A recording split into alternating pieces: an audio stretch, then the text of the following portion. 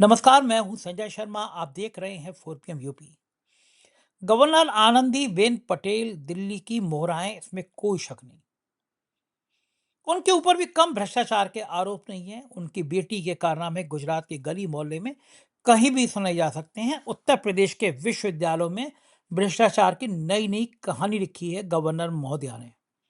चाहे कुलपतियों का चयन हो, चाहे प्रोफेसरों का चयन हो, या गवर्नर हाउस में लाखों करोड़ों रुपया की सज्जा हो, कोई कमी नहीं है। लेकिन वही गवर्नर अब योगी आदित्यनाथ की ऐसी तैसी करना चाहती हैं।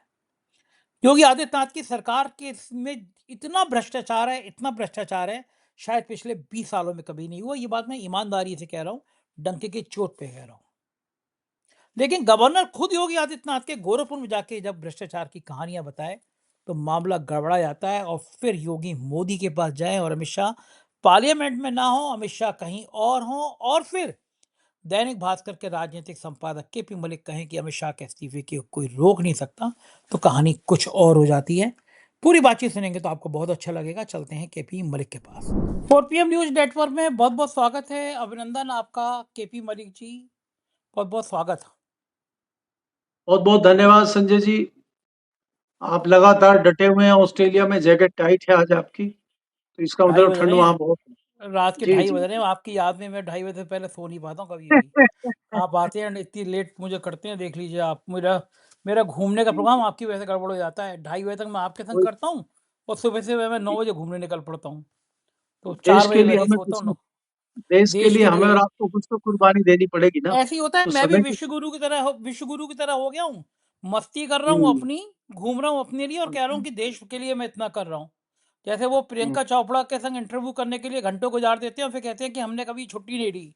तो मैं भी विश्व गुरु की हम्म, तरह बात कर रहा हूँ कि मैं 4 बजे तक इतनी सेवा कर रहा हूँ देश के लिए, कर रहा हूँ अपने लिए, और कह रहा हूँ जी देश के लिए। ऐसे ही मैं भी आजकल मोदी जी की तरह हो गया हूँ, विदेश यात्रा कर रहा हूँ और ऐसे ही कर रहा हूँ कि मैं भी देश के लिए बहुत कर रहा हूँ। भैया मैं कुछ कर आ नहीं रहा, मतलब मैं तो बस केवल बातें करता हूँ मलिक जी से। राजनीति की हम्म, तो मलिक साहब आज बात करते हैं। अमित शाह जी कहीं और दौरा कर रहे हैं, योगी जी कहीं और दौरा कर रहे हैं, आनंदीबेन पटेल गोरखपुर में दहाड़ नहीं है। और एक सूचना विभाग योगी जी का बड़ा बढ़िया है। उसने एक फोटो जारी किया जिसमें नितिन नवीन हाथ जोड़ के योगी जी के सामने खड़े हैं। हुआ होगा ये फूलों के गुलदस्ते देते हैं, बैठते तो आदमी हाथ जोड़ता है। क्लिक 1000 फोटो होती हैं, तो जानबूझ के वही फोटो जारी की गई योगी जी के, जिसमें नितिन नवीन योगी जी के आगे हाथ जोड़े खड़े हैं। बवाल मचा, तो इतनी देर में वो सूचना वाला जो ग्रुप होता है विभाग का, उससे डिलीट कर दी गई फोटो। देखिए फोटो तो भैया उसी कैमरामैन ने खींची होगी जो योगी जी के साथ गया होगा।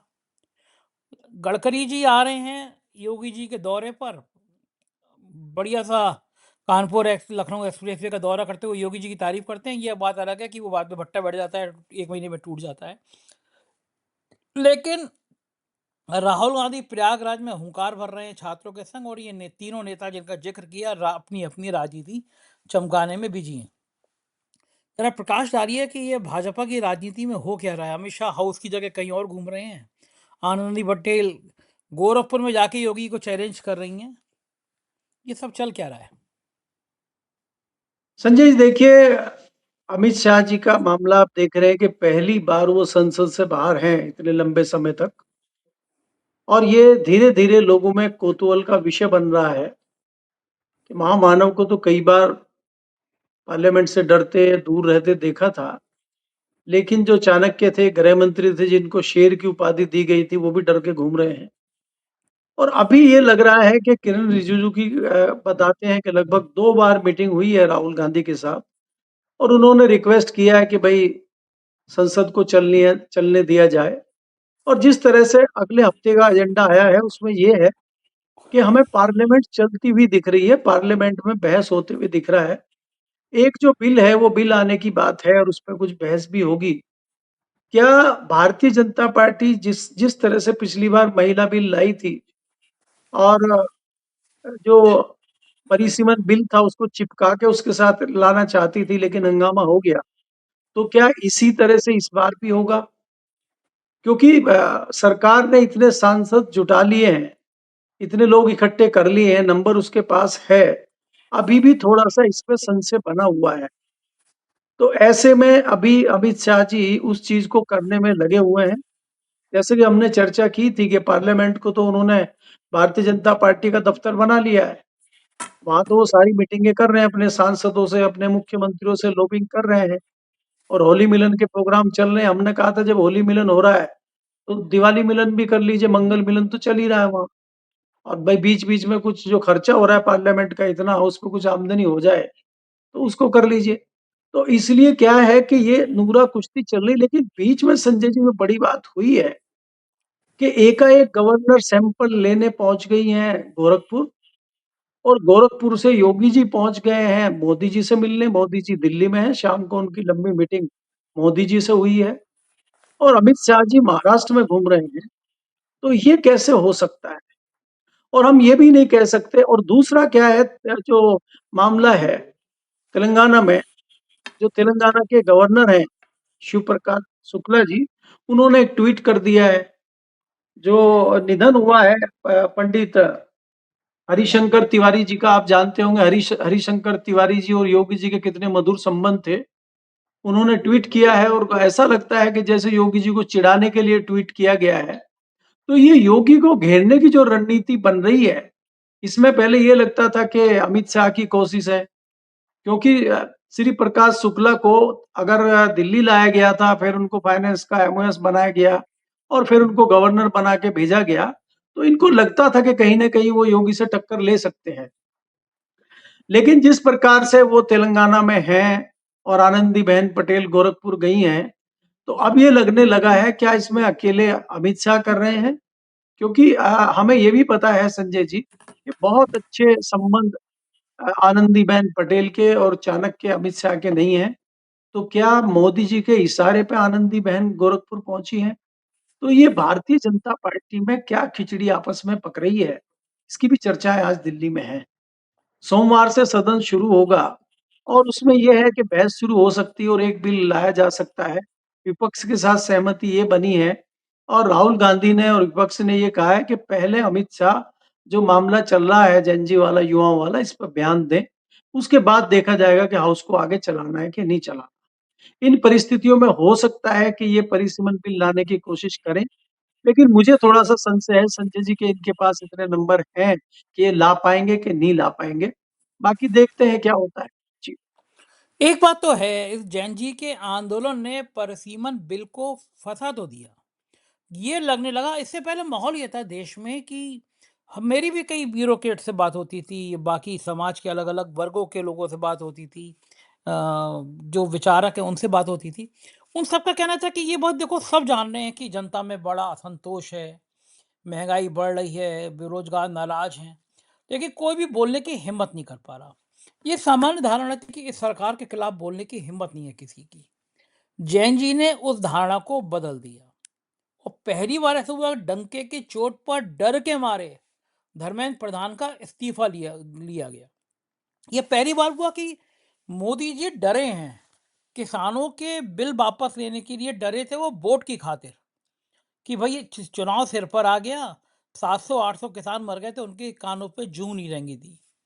किसान लगातार आंदोलन कर रहे थे, बताइए, बारिश आंधी तूफान सब में किसान जमे हुए थे, लेकिन मोदी जी पर कोई फर्क नहीं पड़ा। लेकिन जैसे ही चुनाव आए, उन्होंने कहा कि भाई मेरी तपस्या में कमी रह गई होगी, मैंने वापस ले लिया बिल, क्योंकि वोट चाहिए थे। लेकिन जैन जी के आंदोलन का डर अलग था, कोई चुनाव का मामला नहीं था। ये लगा कि अगर ये जैन जी पे, पहले तो लगा लाठी चला लो, गोली चला लो, नौजवानों पे AK-47 चलवा दो, बिहार में डर जाएंगे ये। लेकिन जिस तरह से इन नौजवानों ने छाती तानी की मारो गोली चलाओ लाठी, उसने सरकार को ये बता दिया कि तख्ता पलट ना हो जाए। मैं सरकार के खिलाफ बात नहीं कर रहा, लेकिन डर दिखाई दिया। और मैं हमेशा एक लाइन कहता हूँ कि तानाशाह को सबसे बड़ा डर यही होता है कि लोग उसे डरना बंद ना कर दें। और बहुत डरता है। हिटलर की मौत कैसी हुई पूरी दुनिया जानती है, किस तरह सुसाइड किया उसने। जो दुनिया को विजय हासिल करना चाहता था दुनिया पे अपनी तानाशाही से, उसको सुसाइड करना पड़ा। मैं भारत के किसी तानाशाह की बात नहीं कर रहा, लोग गलत संदर्भों में ना लें। या कोई नेता कभी सुसाइड नहीं करेगा, इतने बेशर्म नेता है हमारे। मैं फिर बता दूं, मैं किसी नेता को बेशर्म नहीं कह रहा, मतलब एक कोई खास अपने दिल पे ना ले ले। मैं एक बड़े समूह नहीं, को बेशर्म कह वो रहा हूँ। लोग समझ गए संजय जी, वो लोग समझ गए आप किसको अरे बेशर्म आप कह रहे हैं। क्यों मेरी फिर, वो क्यों सब आप समझ आप क्यों ईडी इनकम नहीं, टैक्स नहीं, बिल नहीं, पीछे नहीं, लगाने के देखिए चक्कर में? देखिए मैं आपको बता रहा हूँ कि लोग भी इतने पागल नहीं है और प्रशासन और पुलिस भी इतनी पागल नहीं है, आप ना समझे। फिर मैं अच्छा आपको सुनिए वही कहता हूँ कि सुनिए जो सुनिए इंदौर सुनिए वाले एक बार। नहीं सुनिए ना इसको खत्म करता हूँ। जो इंदौर वाले शायर थे, मैं अक्सर ज़िक्र करता हूँ, पहले भी किया था कि इंदौर वाले जो हमारे शायर थे, अरे वो वो कहते किस्सा थे मैं सुनाता हूँ, वो किस्सा मैं सुनाता हूँ। हाँ, वो आप किस्सा ये सुनाइए। था कि कवि सम्मेलन में उन्होंने कहा हाँ, कि प्रधानमंत्री चोर है, हुँ, प्रधानमंत्री भ्रष्ट है, हुँ, प्रधानमंत्री को जनता की भावनाओं से मतलब नहीं है। दरोगा हुँ, ने कहा अरे इतनी हिम्मत, उठा के ले गए थाने में। हुँ, बोले लिटाओ हुँ, जरा इसको, निकालो डंडा। 4 हुँ, डंडे पड़े। कभी बोला कैसी बातें कर रहे हो? हम अपने माननीय प्रधानमंत्री जी के लिए कह सकते हैं। हम तो हुँ, हुँ, पाकिस्तान के प्रधानमंत्री के लिए कह रहे थे चोर है। उन्होंने 2 हुँ, डंडे और मारे। बोले हमको हुँ, पता नहीं कि कौन से देश का प्रधानमंत्री चोर है। मैं तो बेवकूफ़ समझ रहा हूँ। मैं प्रधानमंत्री जी के लिए कुछ ऐसे शब्द इस्तेमाल नहीं कर सकता। सम्मान हाँ, संवैधानिक पद है। मैं अपने स्टाफ में डाँटता हूँ, कोई अगर कोई ऐसे शब्द इस्तेमाल कर लेता है भाई, संवैधानिक पद पर बैठे व्यक्ति के लिए नहीं कह सकता, आप मुझे खामख़ा फँसाइए मत। वैसे ही ईडी इनकम टैक्स हर 3 महीने में मेरे पीछे लग जाती है। आप ऐसा कह के और उनको भड़का देंगे कि चलो फिर से मेरी इनकम टैक्स और ईडी जो है वो शुरू हो जाए।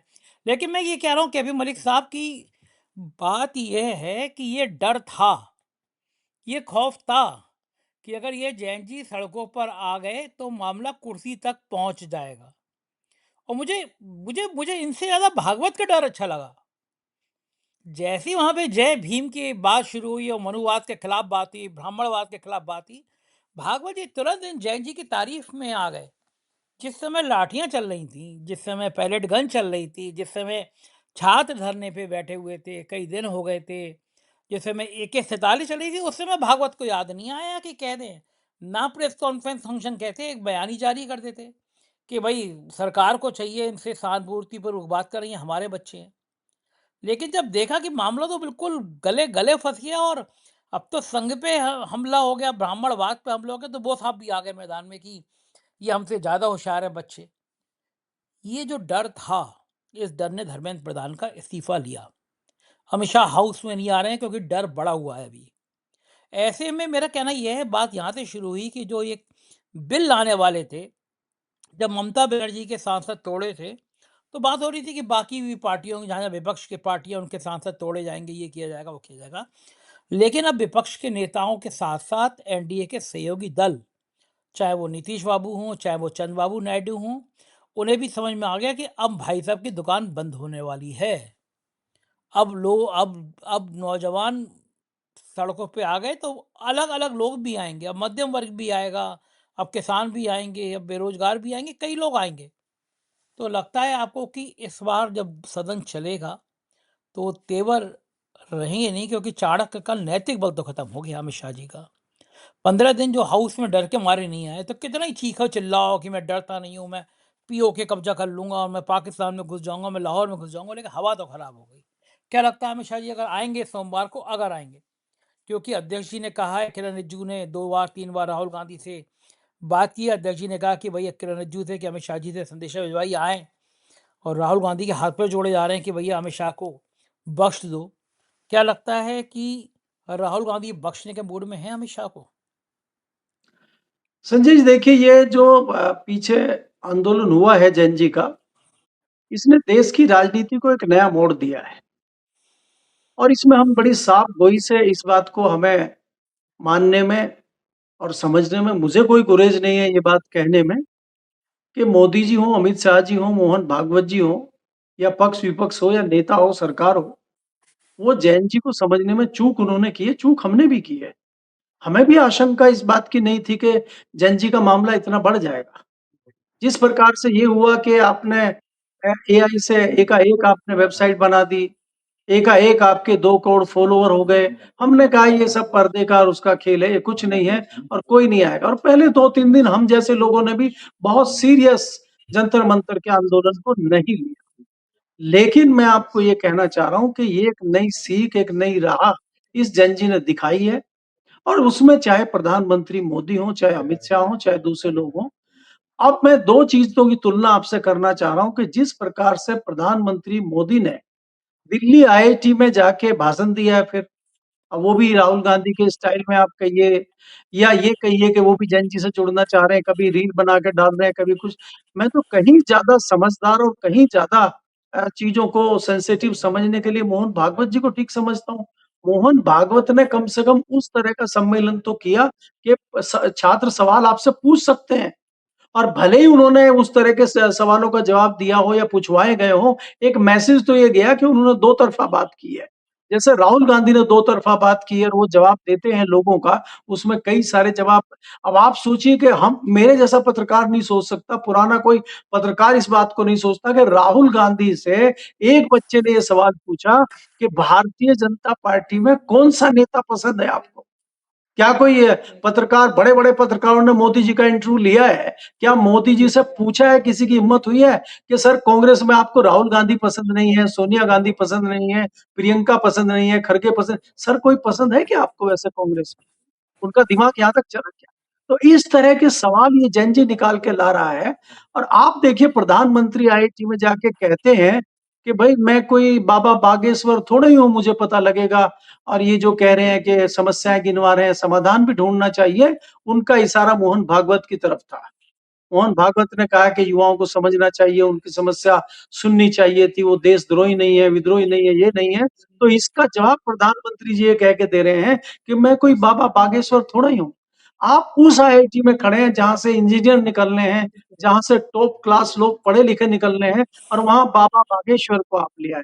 मतलब आपके रोल मॉडल बाबा बागेश्वर हैं और आप बाबा बागेश्वर से ज़्यादा प्रभावित हैं और वही रणनीति आप लागू करना चाहते हैं। आपको नहीं चाहिए ये आईआईटी।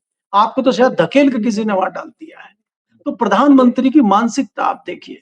प्रधानमंत्री जी किसी के दबाव में रील बना के तो इस्तीफ़ा पर डाल दे रहे हैं, लेकिन उनकी इच्छा नहीं है सचमुच में युवाओं को माफ़ करने की। अगर उनकी इच्छा युवाओं को माफ़ करने की होती, तो पुलिस प्रशासन तत्काल एक्शन लेता और इनके चेले-चपाटे, अंधभक्त, वो उन लड़कियों का पीछा नहीं करते, उनको प्रताड़ित नहीं करते, उनको परेशान नहीं करते। तो ये तो प्रधानमंत्री में और भागवत में कम से कम अंतर है।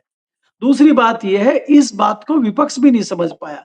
लेकिन विपक्ष को एक सीख और आजकल के नेताओं को, पत्रकारों को इन जेन ज़ी ने ये सीख दे दी है कि ये भी हो सकता है।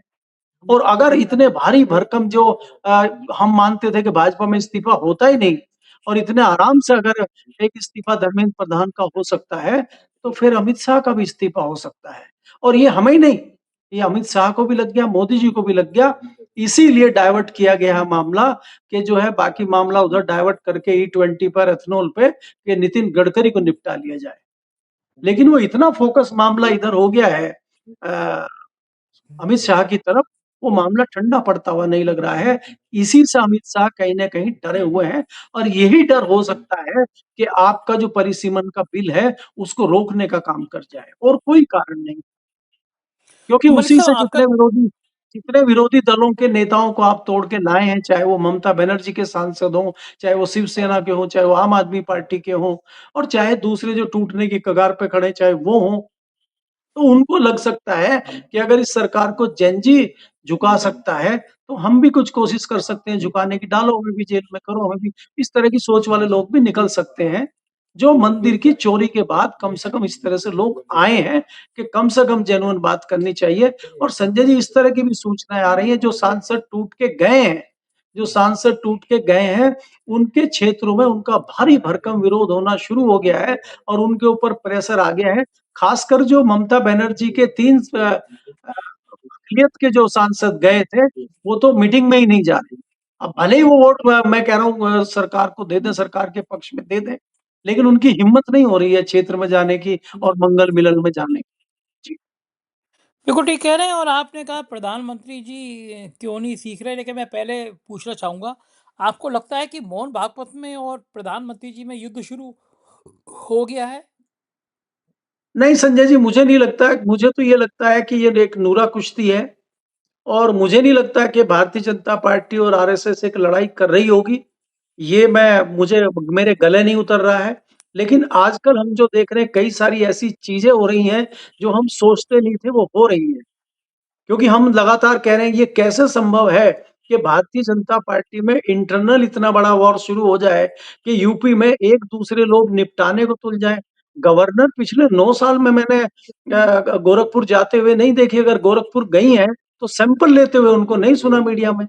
और जिस प्रकार से आप कह रहे हैं कि सोशल मीडिया पे और मीडिया पे 7,000 करोड़ की पब्लिसिटी करके इस तरह की फोटो आप छाप रहे हैं कि नितिन नवीन जी हाथ जोड़ के योगी जी के सामने खड़े हैं, तो इसके क्या मायने हैं?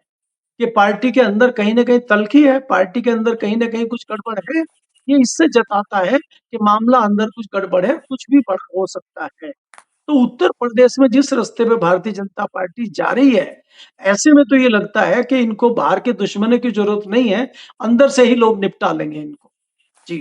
अच्छा, आप प्रधानमंत्री जी के लिए कह रहे थे कि प्रधानमंत्री जी जाके वहाँ पे ये सीख दे रहे हैं कि तकनीकी बात नहीं कर रहे हैं।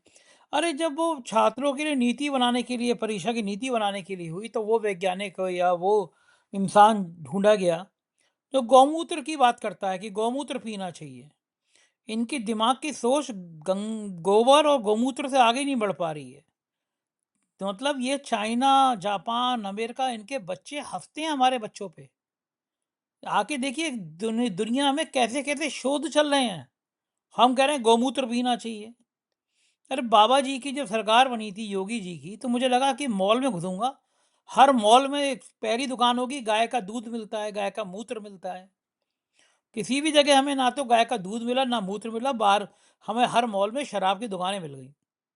उत्तर प्रदेश में पहली बार अगर मॉल में शराब की दुकानें किसी ने खुलवाई, तो वो श्रीमान योगी आदित्यनाथ ने खुलवाई। कोरोना के बाद दूध की दुकानें बाद में खुली, शराब की दुकानें पहले खुली। तो बहुत-बहुत धन्यवाद है तमाम शराबियों की तरफ से योगी जी को कि कम से कम शराब पीने वालों का इतना ध्यान तो रखते हैं वो, भले ही गौमूत्र पीने वालों का इतना ध्यान ना रखते हों। लेकिन बड़ा सवाल ये है कि मानसिकता कहाँ जा रही है? प्रधानमंत्री जी इंस्टाग्राम पे आ रहे हैं, कहना डियर फ्रेंड्स, और ये बच्चे भैया इतने दुष्ट बच्चे हैं, इन्होंने रेल बना दी प्रधानमंत्री जी की। क्योंकि हम आपके बच्चे हैं, हम आपके बच्चों के बच्चे के बराबर हैं। हम आपके डियर फ्रेंड्स नहीं हैं। आपको आके बात करना चाहिए, प्यारे बच्चों, मुझसे गलती हुई, मैं तुम्हारे दर्द नहीं देख पाया। हमारे पिताजी, हमारे बाबा जी, अगर हम एक टाइम खाना नहीं खाएँ तो उनको नींद नहीं आती। हम पे लाठियाँ पड़वा रहे थे, हम पे गोली चलवा रहे थे। अरे डियर फ्रेंड्स, रेल बना दी है प्रधानमंत्री जी की, पता नहीं किस घड़ी में इंस्टाग्राम आए और किसने उनको सलाह दी कि आप इंस्टाग्राम में आ जाइए। लेकिन मैं एक दूसरी बड़ी महत्वपूर्ण घटना की तरफ आपका ध्यान आकर्षित करना चाहता हूँ।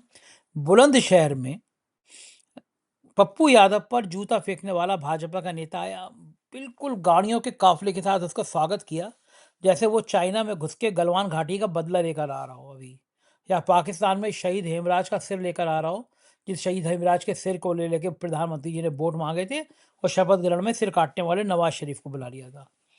ऐसा स्वागत हुआ। आपको याद होगा बुलंदशहर में एक इंस्पेक्टर सुबोध की कार सेवकों ने पीट पीट के हत्या कर दी थी, और जब वो हत्या की गई तो अभियुक्तों को गिरफ्तारी नहीं हो रही थी। एक चैनल पे डिबेट थी, वो तब डीजी थे सूर्य प्रकाश शुक्ला, डीजी थे, वो रिटायर हो गए थे, होने वाले थे, मुझे इतना तो याद नहीं, लेकिन डीजी थे। वो आए डिबेट में, बुलाए गए वो भी, और मैं बहुत गुस्से में था कि भैया वो जो इंस्पेक्टर को मार दिया गया वो फ़ोन कर रहा है। अब वो मैं इतने रैश में आ गया और डीजी साहब की मेरी लाइव बड़ी बहस हो गई। डीजी साहब कह रहे आप चिल्ला रहे हैं, मैं कहा चिल्ला रहा हूँ और चिल्लाऊंगा मैं तो, अगर आपको शर्म नहीं आ रही, आप डीजी हो, आपका इंस्पेक्टर मारा गया और आप हत्यारों की बात कर रहे हो। कुछ सेकंडों की क्लिप दिखाता हूँ मैं मलिक साहब, फिर आपसे बात करूंगा। देखिए, मैं चीजें चिल्लाने की बात नहीं कर रही, करने की बात ये है कि इसको सजा सस्पेंड के बिना किए बात नहीं होनी चाहिए। 72 घंटे हो गए हैं, शर्मा जी, आपने उसको वीडियो बना रहा है, वो बयान दे रहा है। क्या मैं ये बता दूं कि जिस पर आप इतना आक्रोशित हो रहे हैं कि वो लोग तो मलिक साहब ये देखिए कि मेरी डीजी की बहस हुई उसी बुलंदशहर की बात, उसी बुलंदशहर में अब जूता फेंकने वाले का स्वागत हो रहा है। अखिलेश यादव कह रहे हैं कि ये तो बलिहार ही है, भाजपा में अपराधियों की यारी, इस तरह का उन्होंने अखिलेश यादव ने ट्वीट किया है कि कितना लज्जाजनक है। इंस्पेक्टर सुबोध के हत्यारे जब निकल के आए जेल से, तो उनको बीजेपी का पदाधिकारी बना दिया गया है। मैंने फुल पेज पे खबर छापी कि ये रहे बीजेपी के पदाधिकारी जिन्होंने इंस्पेक्टर को पीट पीट के मार दिया। मेरी खबर के 24 घंटे बाद पदाधिकारी हटा दिए गए, लेकिन बनाए तो गए, ऐसे थोड़ी ना बना दिए गए होंगे। ये जूता फेंकने वाला स्वागत तो हुआ ना इसका। तो ये गोडसे को मारने वाले लोग क्या हर जगह हिंसा में ही यकीन करते हैं? इलाज क्या है इनका? संजय जी देखिए, अगर आप देखेंगे ये तो चक्कू लेके गए थे कि नहीं गए थे, उन्होंने तो दावा चक्कू का भी किया है पप्पू यादव ने कि भई चक्कू से मेरे ऊपर हमला करने की कोशिश हुई है, लेकिन चप्पल तो वो फेंकी है, उसके तमाम वीडियो हैं। इस तरह से स्वागत करना जताता है कि ये बहुत बड़ा काम करके गए हैं और ये हमला सुनियोजित था, इससे ये जानकारी हमें मिलती है। दूसरी बात ये है कि मैं तो इसको कमतर समझता हूँ, ये तो बलात्कारियों का स्वागत करते हैं कि बलात्कार के केस में जो जेल में गया है और वो जेल से बाहर आ रहा है, ये तो उसका स्वागत भी उसी तरह करते हैं। और ये तो आप खुद ही कह रहे हैं कि जिस प्रकार से गोडसे का स्वागत आज तक ये कर रहे हैं, तो इससे बड़ा क्या हो सकता है कि हत्यारों का भी ये स्वागत करेंगे। तो ये कोई नई परंपरा भारतीय जनता पार्टी में या इनके जो सहयोगी संगठन है उनमें कोई नई परंपरा है, मुझे नहीं लगता। आज तक भी वो बुलंदशहर का जो दर्दनाक घटना हुई थी, वो पुलिस वाले को शहीद का दर्जा देना चाहिए था, उसके परिवार का स्वागत करना चाहिए था, उसके परिवार को ये चीज़ें करनी चाहिए थी और स्वागत अपराधियों का हो रहा है, तो यही तो दुर्भाग्य है। यूपी में कानून व्यवस्था यही तो बताई गई है कानून व्यवस्था के बुलडोज़र चलता है। आज बुलडोज़र नहीं चल रहा है, पहले खूब बुलडोज़र चल रहा था। तो ये एक तरफ़ा ही चीज़ें करना, एक तरफ़ा ही तथ्यों को उठाना, एक तरफ़ा ही एक्शन लेना तो भारतीय जनता पार्टी के काल का कारण बन रहा है। आप ये देखिए कि आज भारतीय जनता पार्टी की ये स्थिति हो गई है, कोई भी वर्ग, कोई भी जाति खुल के भारतीय जनता पार्टी के साथ नहीं है। जिनको हम मानते हैं, चाहे वो व्यापारी वर्ग हो, चाहे वो ब्राह्मण वर्ग हो, क्या आप क्या ईमानदारी से कह सकते हैं कि तमाम ब्राह्मण वर्ग खुश हैं भारतीय जनता पार्टी से, उत्तर प्रदेश में प्रशासन से, योगी जी से और वो 100% भाजपा को वोट करेंगे? क्या आप ईमानदारी से कह सकते हैं? या किसी दूसरी जाति को या किसी दूसरे वर्ग को आप कह सकते हैं कि भारतीय जनता पार्टी के सपोर्ट में खुल के खड़ा हुआ है? जैसा आप मायावती के साथ कह सकते हैं, जैसा आप अखिलेश के साथ कह सकते हैं कि उनके साथ कोई खड़ा हुआ है। कम से कम ये तो कह सकते हैं समाजवादी पार्टी के साथ 99% यादव तो खड़ा है। मायावती के साथ 10% वोट उसका तो फिक्स खड़ा हुआ है। क्या भाजपा के पास कोई ऐसा फिक्स वोट आज भी है, जिसको आप कह सकें गारंटी से कि ये जाति का है या इस वर्ग का है, व्यापारी वर्ग का है? क्या व्यापारी खुश हैं क्या आज? आज अगर ये आज भी संजय जी कहीं आवाज़ नहीं आ रही, ये यही इनकी जो है कारस्तानी है कि आज आपको पता है पेट्रोल ₹165 लीटर बिक रहा है और लोगों को उलझाया हुआ है एथेनॉल में कि ₹100 हो गया, ₹102 हो गया। आपको पता ही नहीं है कि जो पेट्रोल उस टाइम ₹60 ₹70 था, आज वो पेट्रोल ₹165 ₹170 बिक रहा है। ये तो मिक्स वाला पेट्रोल है जो आपको ₹106 ₹102 मिल रहा है। और ये तो गाड़ी खराब कर रहा है आपकी। अगर आप इसका एवरेज देखेंगे, गाड़ी की मेंटेनेंस देखेंगे, तो इससे अच्छा तो आप वही 160-70 वाला डलवा लीजिए। कई लोग वही डलवा रहे हैं। तो आप तो अपनी जुमलेबाज़ी भी चला रहे हैं और पेट्रोल का रेट भी इतना बढ़ा दिया और ज़िक्र भी नहीं हो रहा कहीं। ज़िक्र करोगे तो आप देशद्रोही हो जाएँगे, सवाल पूछोगे आप पे एफआईआर हो जाएगी। तो ये तो इनकी पुरानी रणनीति है कि महिमा मंडप कीजिए अपने लोगों को और उनको महिमा मंडन करके बढ़ाइए। लेकिन अब ये चीज़ें खत्म हो गई हैं, जेन ज़ी इससे नहीं मानने वाला है संजय जी और खतरा इसी चीज़ का है। और मैं आपको एक दावे के साथ कह सकता हूँ कि जो परिस्थितियाँ चल रही हैं, अगर हाउस में अगले दिन पता लग जाएगा आपको अभी 5 दिन बचे हैं, 5 दिन का हाउस है, अगर इस हाउस में अमित शाह बैलेंस नहीं बना पाए, तो उनके इस्तीफे को दुनिया की कोई ताकत नहीं रोक पाएगी। अगले हफ्ते आपको मालूम पड़ जाएगा क्योंकि 13 तारीख तक पार्लियामेंट है और 5 दिन का हफ्ता है ये तो फिर वो 15 अगस्त का मामला आता है तो 3 दिन की पार्लियामेंट में ये कुछ कर पाएँगे, जो मानसून सेशन में पूरे में नहीं कर पाए, तो मुझे उम्मीद कम है। जी। बिल्कुल ठीक कह रहे हैं मलिक साहब, हालात यही हैं। बहुत-बहुत शुक्रिया आपने समय दिया, बातचीत की। ये देखिए अभी मलिक जी, ये पूरी बातचीत आपने सुनी, कैसी लगी बातचीत मैं जानना इसलिए भी चाहता हूँ, क्योंकि मैं देश की नब्ज़ जानना चाहता हूँ। आप लोगों में से बहुत सारे लोग जैन जी के पिता होंगे। अपने बच्चे का द गुस्से के दर्द को महसूस कीजिए। उसके दर्द को ये सोच के देखिए कितना परेशान है वो, उसकी पढ़ाई, उसके पेपर लीक, उसकी नौकरी, सब कुछ तबाह कर दिया सरकार ने। आप केवल मौन होके विश्व गुरु की परिक्रमा में बैठ नहीं सकते। देश तबाही की तरफ जा रहा है।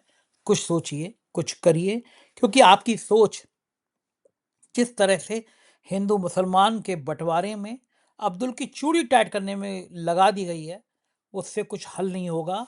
नौजवानों को गोमूत्र पिलाने की बात करना कोई हल नहीं है। दुनिया के बच्चे तरक्की कर रहे हैं, शोध कर रहे हैं और हमारे यहाँ के लोग गोमूत्र कैसे पिएं, गोबर कैसे लेपें, इसी पर बातचीत कर रहे हैं। ये मुल्क को पीछे ले जाएगा, कोई तरक्की नहीं करेगा। जिसको बुरा लगना हो मेरी बात, वो बुरा लगाए और 2 रोटी खाए, मुझ पे कोई फ़र्क नहीं पड़ता। बस आप अपने आप को सँभालिए, नफ़रत की नहीं विकास की बातें करिए और कमेंट करके बताइए मैं सही कह रहा हूँ या गलत।